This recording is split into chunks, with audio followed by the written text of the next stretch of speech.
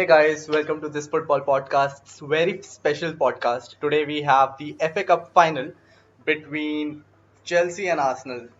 God, so in the semi-final preview which we had between the Red Army Calcutta and Delhi Capital Blues, we all predicted it to be a Manchester United win. We predicted that Manchester City will go in the other side. But guess what? It's a London derby over here. So, starting off this podcast, we have two very special guests today. We have got, as you can see in the scrolling text as well, we have got Arsenal Delhi and Delhi Capital Blues coming in to look into the FA Cup final. So it's gonna be a hell of a ride. Let's welcome our guests for the day. We have got Sumer from Delhi Arsenal Delhi, and then we have got Rohan from Delhi Capital Blues. How are you guys? Very well. How are you doing, man? I'm doing great. Thank you for asking. How are you? So excited for the game. Oh, absolutely buzzing. Can't wait for the game to begin, and I think this is the best way to start it off. To have a heated, not an argument, but I guess a battle of words before the game. So like absolutely. nobody expected a London derby. Like everybody was rooting for a Manchester win. In both the games, even in the City game and in the Chelsea and Manchester United game. So who do you think is having a better form right now? Because I believe Chelsea finishing fourth, getting into the Champions League spots, and also qualifying for the Europe. And this is the only chance for Arsenal to qualify for Europe. So Mayor, I'll come first to you. What do you think? How important is this game for you? Oh, it's huge, man. It is absolutely huge, and it's got a lot of implications. Mhm. It hinges, of course. There's one thing of the morale and transfer budget if it has to be heard. Aubameyang probably like wanting to play in Europe. So many things, and not just that. It's also the fans and looking at this time. Mhm. You're right. I won't say I was rooting for City to win, but definitely I was shocked, pleasantly surprised. You could say would be a better word. And yeah, I do feel the same tactics can come really handy today. So I'm optimistic. Okay, so Rohan, coming to you. So Arsenal in the past month has defeated Liverpool, has defeated City. Like nobody expected them to do that, but they did grind out the results. So what do you think? Like this would be a tactical masterclass from Arteta again, wherein because definitely on papers and in form, I believe Chelsea has an upper hand for in this game. But it's an FA Cup final, and it's a one time thing. It's not like that. Okay, we'll be building the momentum from here. It's the last game of the season, right? So, what do you think? How Chelsea will be approaching this game? Yeah, like you said, Arsenal have had a great past month. They've outclassed teams like Liverpool and City, but I've got to say that Arsenal have been really good with their pressing since they switched to a 3-4-3 formation, Mhm. and that worked wonders versus City. But the key thing against that Chelsea do have in their prowess is the presence of Oliver Giroud up front. Uh-huh. Like basically, Arsenal did force, which is actually a great thing because he was an Arsenal player. So Arsenal did force City to go long often in the previous game, and Chelsea do have the privilege to do that or play out from the back because of the presence of Oliver Giroud. So I do think that we have that trump card in our ranks, and that's going to be huge against this team. Uh-huh. And talking about their form, like although with all due respect that they did defeat Liverpool and City, but they then went on to lose to Aston Villa, I think, and Yes. and then they drew, and then they almost bottled it against Watford on the final day after going up 3-0. So, point being that, again, just like Chelsea, they have their inconsistencies, but at a worse scale. Okay. So, Yeah, definitely don't feel so, but yeah, I guess both teams have defensive frailties, that's for sure. I won't deny that. But up front, yeah, like if we take our chances, see, like he said, he's trumping on Olivier Giroud, a player that we didn't want to keep because he would be our third choice. So yeah, it says a lot of what our attack can do because it's potent. And yeah, I do feel, and let's be honest, it's not that Olivier Giroud is getting any younger or any better. Yeah. So he's a good player. Appreciate it. He did score quite a few goals for us. So I can see the jealousy from your end over here. We wish we had Giroud over here so that we can switch to plan B in case Not, we. not really, man. Come on. Would you pick Giroud over Definitely, Aubameyang? Tell me yourself. I'm talking Tell me. about a plan B. I'm talking about a plan B. I'm It's just kidding. in I'm case. kidding. I'm kidding. I'm kidding. Cool. So, like coming to the first question that I have from you guys, can Arsenal do it again? So, in 2016-17 season, I believe when Arsenal won the last FA Cup, they did defeat City in the semi-finals. Nobody expected them to do that. Then they did defeat Chelsea in the finals, and it was an extra time goal from Alexis Sanchez. I I don't want to talk about him because he's in United now and he's been terrible in United. Anyway, so so do you think, Sumer, Arsenal has what it needs to kind of go through the line and win this game?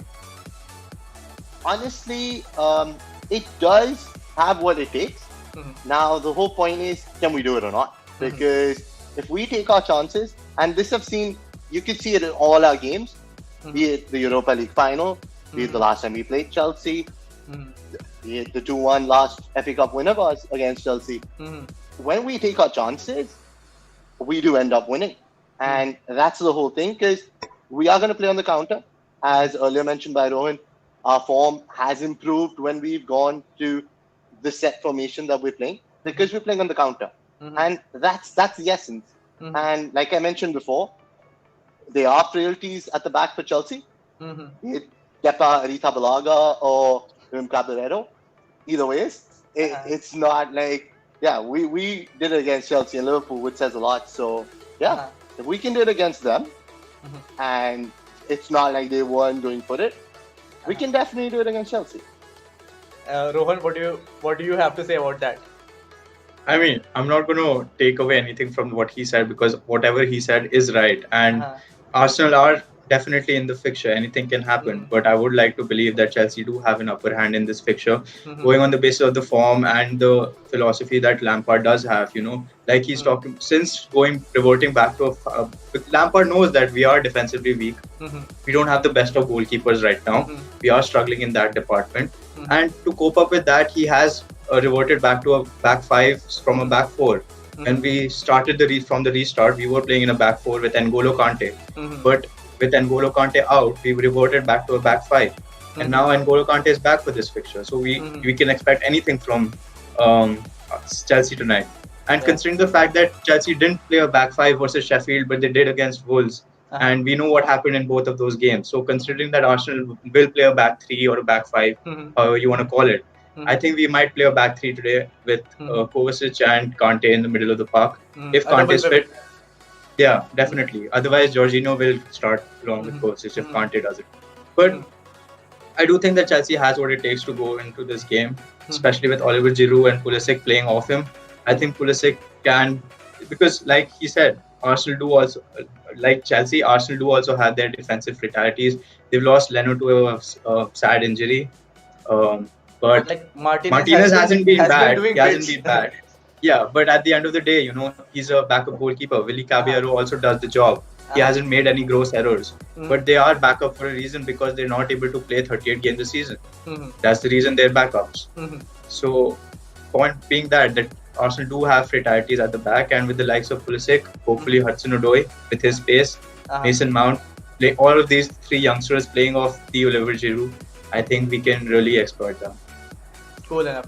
So, from a neutral's point of view, I see that both the teams has a very definite weak point, which is their defense. Like right now, if you talk about Arsenal, again, weakness in defense. Chelsea, I believe weakness in defense. It might sound like a banter, but everybody banters Manchester United also to have a very weak defense. But Manchester United has been the third best defensive team this season. Bantering your Harry Maguire because of the 80 million pound price tag and everything. But for you guys, definitely, because I believe this is this time around Chelsea conceded close to 50 odd goals in the season, if I'm not wrong. Yeah. And for Sumer, you guys also, I guess Arsenal did concede 48, somewhere around that, somewhere around 50 goals. So considering this fact, I believe the goalkeeping position is also comes under the defensive line. I feel that Arsenal do have an upper hand with Martinez. If in case Caballero is playing, then it would be kind of an equal thing. But who would you guys want in the defense for you guys? I'll start with Sumer.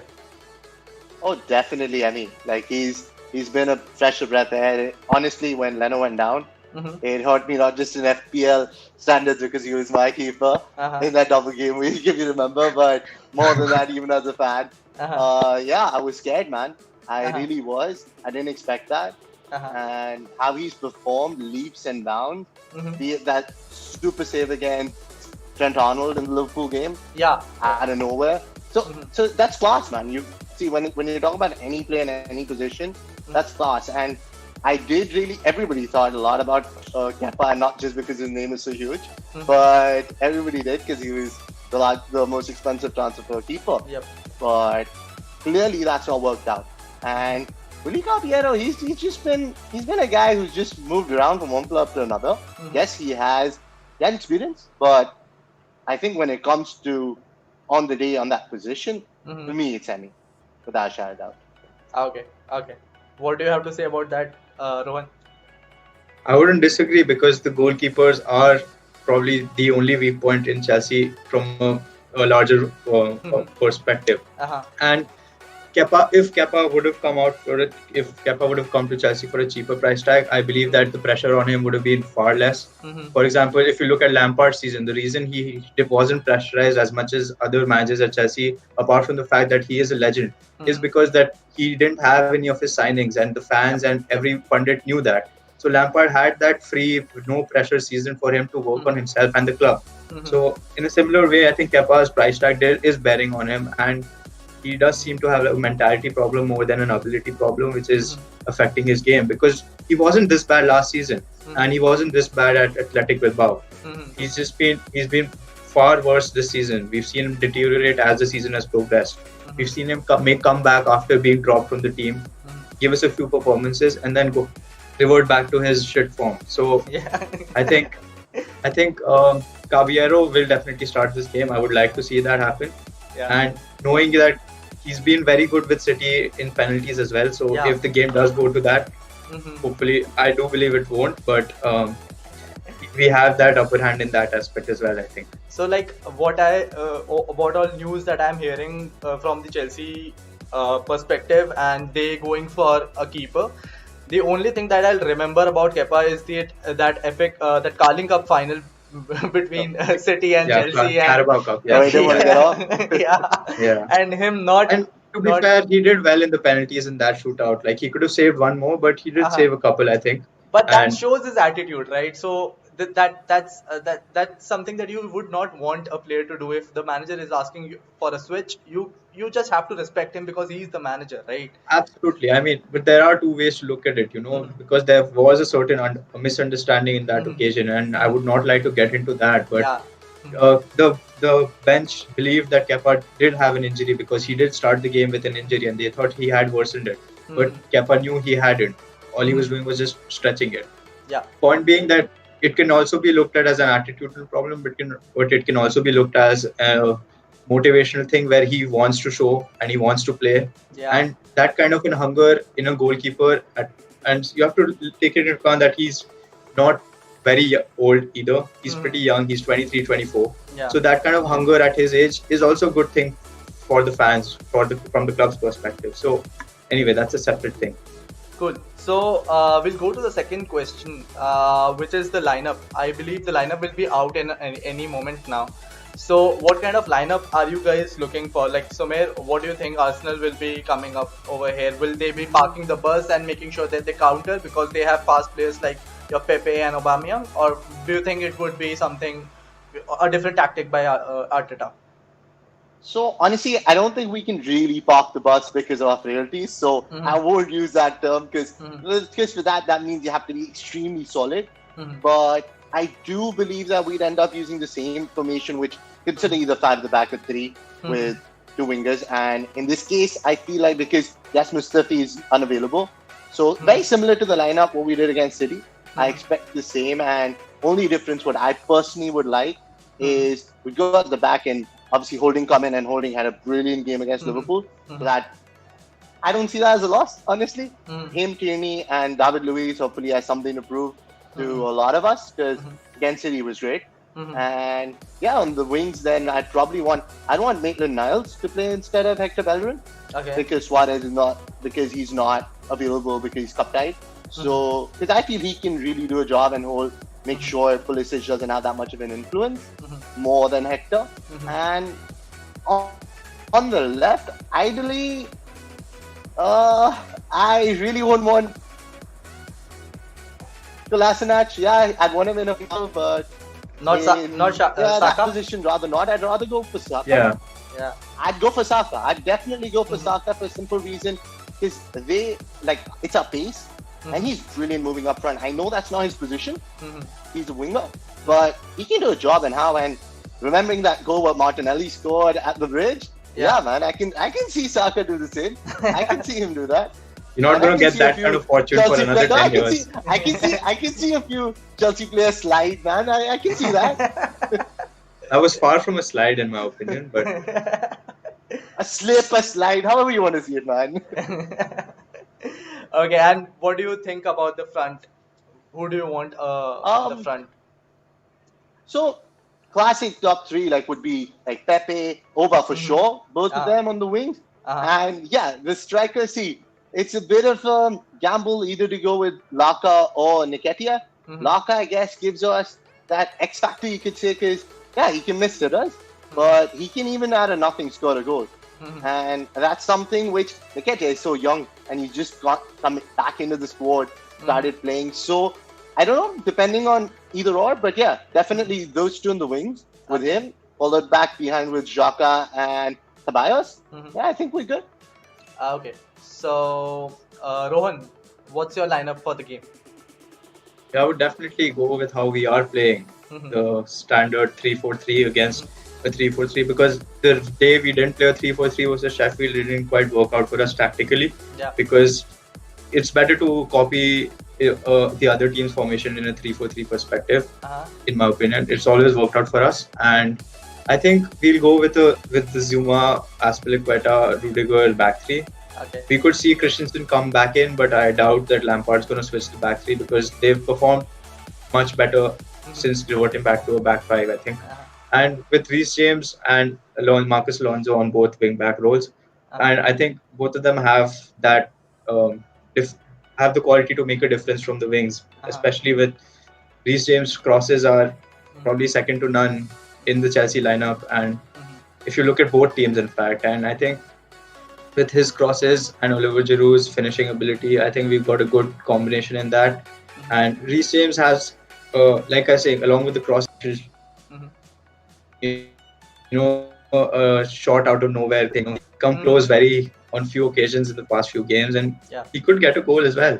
And Marcus Alonso, I don't need to say much for him because he's more of a goal scorer than a defender. But I think considering Pulisic likes to come cut in and play more centrally closer to Giroud, like a second striker, I think Marcus Alonso will give us that width and more diversity in the attack going forward. And I think that would be appreciated. So Uh-huh. coming back to the central midfield, I think we'll go with the Kovacic, who's probably been with Kovacic and Kante, if Kante is fit. Otherwise, Jorginho, who's been great since playing in that double pivot. I think Jorginho's played better in a double pivot than in a deeper role this season as compared to last in Lampard's system because Lampard likes his midfielders to attack more often than Sarri does. Mm-hmm. But I think Kovacic has been phenomenal. I think he's been one of the best central midfielders in the league. He's been our player of the season, and if you look at his numbers, he's phenomenal, and he's not going to get anything get past him, and he's a hard worker on the pitch. Mm-hmm. So he's definitely one of my first names on the team sheet. And for the front three, I would like to see definitely Pulisic and Giroud. Mm-hmm. And considering Mason Mount's form, I think he's been good.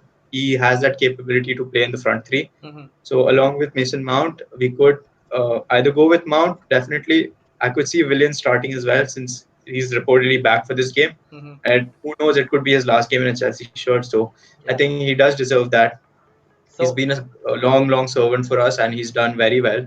so guys. He's had his good things, and Mm-hmm. I think Even I wouldn't mind saying Hudson Odoi as well. But so the right wing spot's open, but that's my lineup. Okay, so the lineup is out for the game.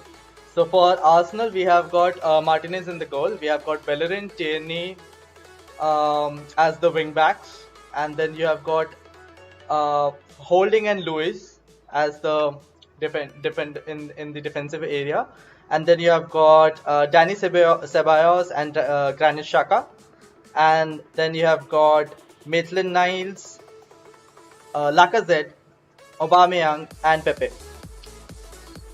So Sumer, like, do you see anything? Would you want to change any player from this lineup? Honestly, I don't. I think it's fine. I think it might do the job. The whole Bellerin and It's a 3-4-3, I believe. It's a 3-4-3, I believe. Sorry, It's a 3-4-3, I believe. I think Maitland will play left wing back, and Tierney might play a left centre back. Yeah. probably that's what's gonna happen. And I would have rather not have that. But then, even if so, I think it's got to do more with just closing down their wing attackers. So that's more a little bit of a defensive move and holding Saka as a key if required for that burst. So that's the only thing, because I would be a little more offensive going. But then, yeah, it's a big game. I'm sure Arteta's got that lineup thought out. So yeah, heck 10, it makes sense. Okay, so for the Chelsea, the lineup is Willy Caballero, Rudiger, Zuma, Jorginho, Kovacic, Giroud, Mount, Pulisic, Reece James, and Azpilicueta. Yeah, so it's pretty much the lineup we've been playing in the past few games. It's the same. Yeah. We're going with the 3-4-3 with Mason Mount in there as well. Yes. Cool enough. So okay, so this is something that I want to do over here. I don't want to do combined 11 or something like that, but just want to ask you guys. I'll just divide the lineup into three parts. I'll just divide the lineup into defense, midfield, and attack. So who do you think has better defense, has a better midfield, and has a better attack? So Meher, we'll start with you. Who has a better defense in your Damn, opinion? man, that's difficult. See, I wish not to be biased. It's difficult, man, and on a day like today, even more difficult. So, just a clarification. Sorry to interrupt you, but from a defensive perspective, are we talking back five or back three? A back five, because obviously those are wing backs only, but then they also do the defensive work for you guys. Alright. So we'll do a better defense. Who has a better defense, a better midfield, and a better attack? So by defense, I just because of the numbers, I guess I'd have to say Arsenal for a simple thing. We conceded 48 goals. They conceded a bit like 7 or 8 more than us in the league, so that does say something. I know it's nothing to be proud of for either teams, but yeah, just on those bases, to be honest. And because I feel the goalkeeper position is so integral, and for us having Emmy in comparison to either Kepa, Rita Balaga, or Willy Caballero, yeah, man, I think that's what gives us the edge, to be very honest. Okay. Yeah, in midfield, see, them losing Kante is a huge. I don't see us. Sure. You want to know, like, Or one player who will make a difference from your team. Point, I guess us taking our chances. I guess that's what it really hinges on. Because more we take, I think. Oh, one player, I'm sorry, and almost got the golden boot, so is in great form. So yeah, definitely Aubameyang, without a shadow of doubt. Okay, and for you, Rohan? In the Europa League, they did get knocked out versus Olympiacos. For me, I think from a Chelsea perspective, I do think honestly, I would say if we don't concede, I think we'll win if our defense doesn't make an error. But if I'm supposed to pick a single player, I would go with Christian Pulisic because of the form he's having. Today, honestly, he's unplayable when he's in the mood. You've seen that. You've seen him win penalties more in half of Villian's goals this season are due to Pulisic's penalties that he's drawn. And if on the day he's in his mood, when he's dribbling, he's really unplayable. He's unstoppable. You've got to foul him to stop him, honestly. And if the way he's played since the restart, if he can get goals in his ranks like has been right recently, I think he's going to be very dangerous. And today he's going to be crucial to our for the FA Cup trophy. Cool, cool, cool. Okay, so I believe everybody is banking on their front line to That does add up. No, we got to stop Pulisic for sure. That's Mhm. what I said. I guess that's one of the key battles. Yeah, definitely. And I believe Pulisic will be coming up against Maitland Niles, and I believe he has to be up. Yeah, got to get the goal somehow. Yeah, he has to be in his top game today. Yeah. Cool, cool. So coming to the last point over here in the podcast, the scoreline predictions, guys. So this is the golden thing. What do you guys think? So Mer, I'll come to you first. So what do you think would be the scoreline? Will it go to the penalties? Will it not go to penalties? Will it go to extra time? What will happen? I don't think you'll go to the penalties. I feel it's probably going to be what happened the last time we played in the FA Cup final, 2-1 to us. That's my genuine, honest prediction today. 2-1 to Arsenal. Okay, okay. So Rohan, what do you say?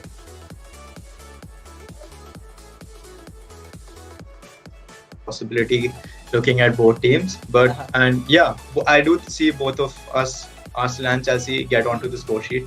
I think both teams will definitely score, and I could see a 3-1 or a 2-1 happening in Chelsea's favor, depending on because honestly, Chelsea have not faced difficulty creating chances this season whatsoever. If you know about the XG whatever metric, Chelsea have bettered Sarri's season last year, Okay. and Chelsea have scored so many chances. Tammy Abraham's up top on the list for big chances missed. So that's not a problem for Chelsea. I think if we, like Sumer said, taking chances is crucial for Arsenal. So is it for Chelsea. And if we're able to get the ball back in the back of the net, I think we can win with 3-1. But I do see a 2-1 happening definitely. In Chelsea's favor, right? Of course. Cool. So being a neutral over here, what do you want, right? Now, the only two reasons why I don't want Arsenal to win is because one, they'll have 14 trophies and United has 12. That's and the second reason, that's a funny one, but why I don't want Arsenal to win is that so that I can see AFTV in the night. Wow. It's entertaining. I'm sure there can be better reasons than that, man. Come on. Even they used to have a guy, man, the Rat Man. Why wouldn't you love to see him? He's fantastic. No, I don't like Rantman that, but there are multiple people in AFTV. I would like to see them, what they have to do. Yeah, probably I think AFTV exists more for the fans of every other club than for Arsenal, to be very honest. Honestly, Absolutely. that's my opinion as well. Like I watch them when I know that Arsenal have lost the game. I know it's gonna be entertaining. It's gonna be fun in AFTV. You have Stretford Paddock, you have Chelsea's Fan TV, you have got Tottenham's, Man City's, but all of them are not that exciting to watch. When we lose, we are like, yeah, we lost, we were bad, and like you have got characters like Ty and Cloud over there who will just fight for it. Yeah, man. There's not much what can be said about Did that. you watch the video they released last night with the panel and everything and the fans? It was like a fan park kind of a thing. And like I said, bro, they're not meant for Arsenal fans. So I guess everybody did except the Arsenal fans. Honest opinion. Yeah, so Honest basically, I think there were Chelsea fans and Arsenal fans there, and Arsenal fans seemed more confident than they should have been, whereas the Chelsea representatives were rather humble. I don't know if Tanmay watched it or not, but I haven't. yeah, like there were troops and DT over there, and honestly, they're idiots. They're idiots. That's what I said. They genuinely, I've said this many a time, I'll say it again, they genuinely don't represent us, and we heading a supporters club. I can speak on behalf of all around the world, trust me. Yeah, man. Don't worry, you feel the same way about Angry None Rat. None in any way. You feel the same way about Angry Rat, man. I get it, man. I get it. Cool, guys. That was fun talking to you guys. So my prediction for the game, it would be a 1-1 draw till the extra time, and then it will be Arsenal winning the game in the penalty shootouts. That's just my prediction. I don't want to be on the fence. It's a final. It's a final, and I don't want to be on the fence and saying it because I know we have to come up with a result. So that's my prediction. definitely, guys, loved having you guys over here, and it was great talking to you guys about about the game. And hope to see you in the future podcasts. And let's see who has a better game tonight. Let's see. Yeah. Yeah. Pleasure, man. Super excited. Had a great game. Okay. And let's hope. Thank you so much for having us again. Thank you. My pleasure, guys. My pleasure. Bye. Bye, man.